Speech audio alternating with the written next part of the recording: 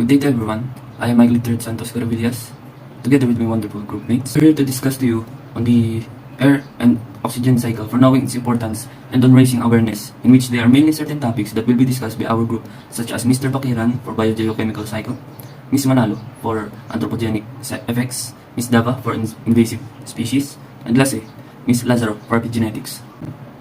What is air and oxygen cycle?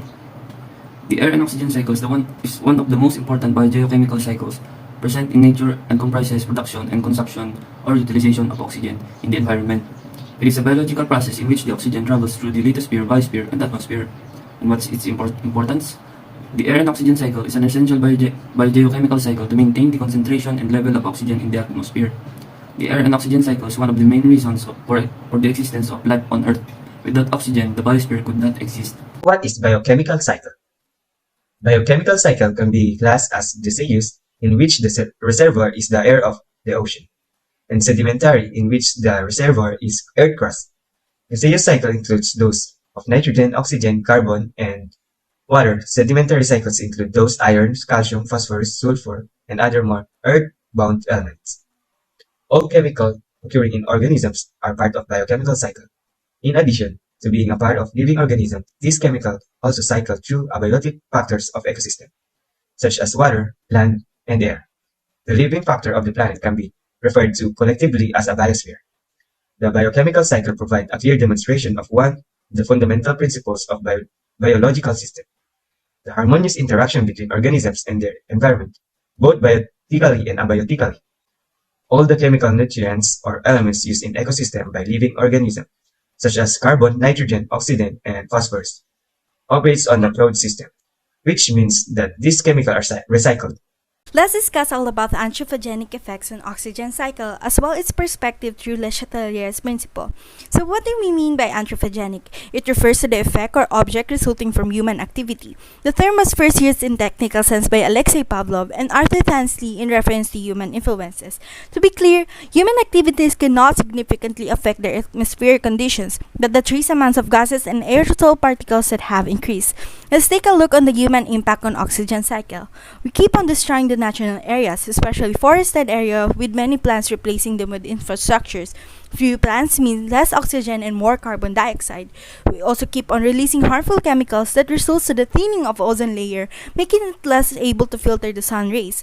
Due to the increasing fossil fuel combustion, overgrazing, population growth, current oxygen consumption over land is far greater than the production of the terrestrial ecosystem, breaking the atmospheric balance and causing the decline of oxygen concentration in the atmosphere. To further dissect the anthropogenic effects, let me introduce you Le Chatelier's principle. This idea was discovered and formulated independently by Henry Le Chatelier and Carl Braun. This principle is an observation of the chemical equilibrium of reactions. When a system at equilibrium is subjected to stress such as temperature, pressure, volume, and concentration, the system will adjust to relieve this stress.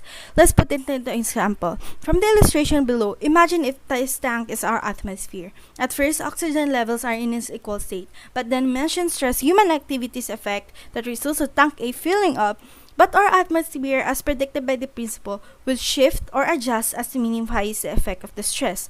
But then, we need to remember that everything has a limit. We need to act on decreasing anthropogenic effects atmospheric oxygen because it is essential to the development of life found on Earth.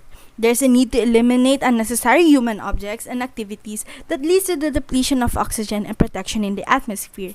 Hence, we need to restore our vegetations, plants, and forest areas. In continuation, we must first define the meaning of invasive species to fully comprehend the discussion further. So, what is invasive species? An invasive species can be introduced to a new area via the ballast water of ocean-going ships, intentional and accidental releases of aquaculture species, aquarium, specimens or bait, and other means. Invasive species can harm both the natural resources in an ecosystem as well as threaten human use of these resources. These species are animals or plants from another region of the world that does not belong in their new environment. The species can lead to the extinction of native plants and animals, destroy biodiversity, and permanently alter habitats. As we are focusing on the air, specifically in the oxygen cycle, invasive plants can interact differently with local insects and microbes in the soil, releasing more carbon dioxide into the atmosphere than native plants. Oxygen cycling between the land and the atmosphere is an essential component of the Earth's climate and global temperature regulation. Understanding how non-native plants affect the carbon cycle and how much is crucial for climate forecasts and efforts to restore ecosystem and combat climate change. Plant traits, the thickness and density of their leaves, for example, may play a role in attracting insects and speeding up the rate that bacteria and fungi decompose them, releasing carbon dioxide. A broader range of native and exotic species could help to determine whether it is these traits of the plants or if it is something else about being invasive that drives the differences. Epigenetics. One of the perfect examples of epigenetics is the identical twins because they originated from the same DNA. Let me give you a further explanation of it. For example, one of the twins get an illness at the age of 25 that the other one doesn't have it. Nature and nurture might have something to do with it, but to further explain that, it has something to do with epigenetics. With epigenetics, aim to understand how our behavior and environment can affect the way our genes work. Our genes contain a structure that tells our cell to make molecules called protein. This protein performs a various function in our body to keep us healthy. Epigenetics changes are sometimes reversible, but it doesn't change the DNA sequence. But it can change how our body reads the DNA sequence, which means our body reaction can go on and off.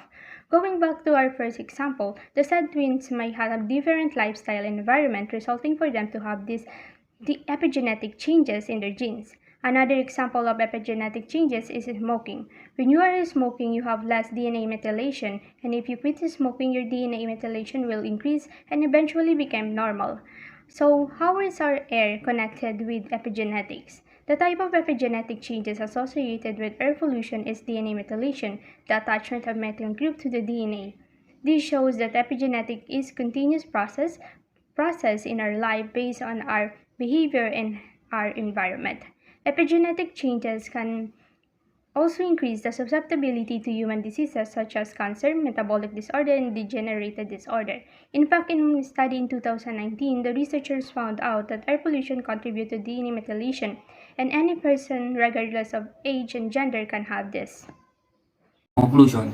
Oxygen cycle. Circulation of oxygen in various forms through nature, free in the air and dissolved in water. Oxygen is second only to nitrogen in abundance among uncombined elements in the atmosphere. Plants and animals use oxygen to respire and return it to the air and water as carbon dioxide. The oxygen cycle is interconnected with the carbon cycle. Plants use sunlight and carbon dioxide to produce oxygen through the process of photosynthesis. They are the main creators of the oxygen in the atmosphere. This means that plants breathe in carbon dioxide and breathe out oxygen.